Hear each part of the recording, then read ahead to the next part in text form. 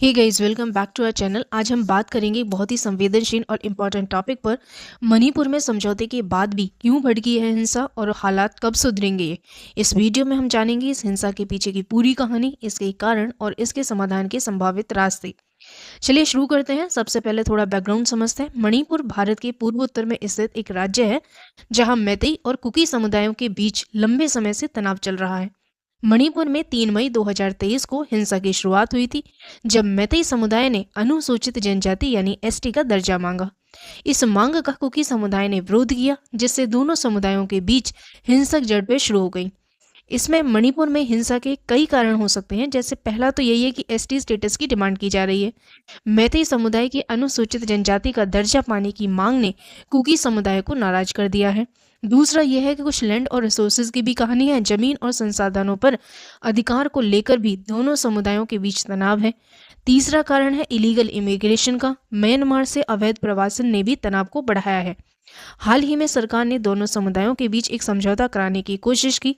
इस समझौते के तहत मैतेई समुदायों को कुछ विशेष अधिकार दिए गए, लेकिन कुकी समुदाय ने इसे अस्वीकार कर दिया।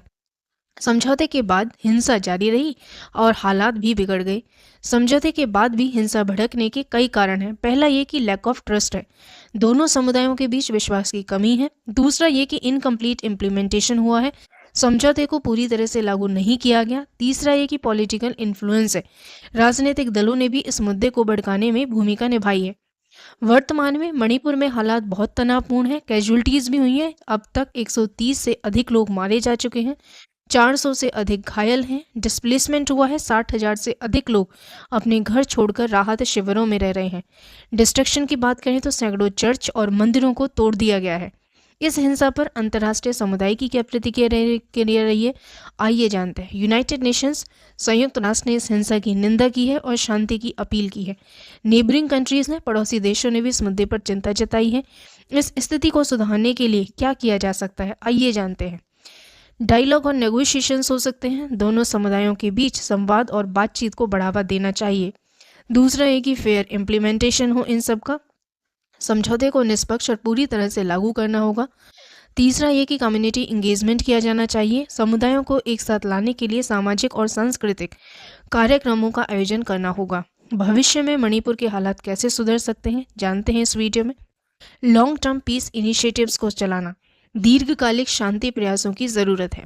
दूसरा ये कि इकोनॉमिक डेवलपमेंट होना चाहिए, आर्थिक विकास और रोजगार के अवसरों को बढ़ावा देना होगा इसमें।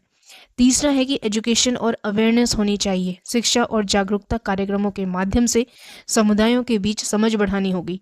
ये था एक इन डेप्थ एनालिसिस मणिपुर में समझौते के बाद भी हिंसा क्यों बढ़ी और हालात कब सुधरेंगे इस पूरे मामले पर। अगर आपको ये वीडियो इन्फॉर्मेटिव लगा हो तो लाइक करें और इस चैनल को सब्सक्राइब जरूर करें। कमेंट्स में बताएं कि आप इस विषय पर और क्या जानकारी प्राप्त करना चाहते हैं। धन्यवाद, मिलते हैं अगले वीडियो में।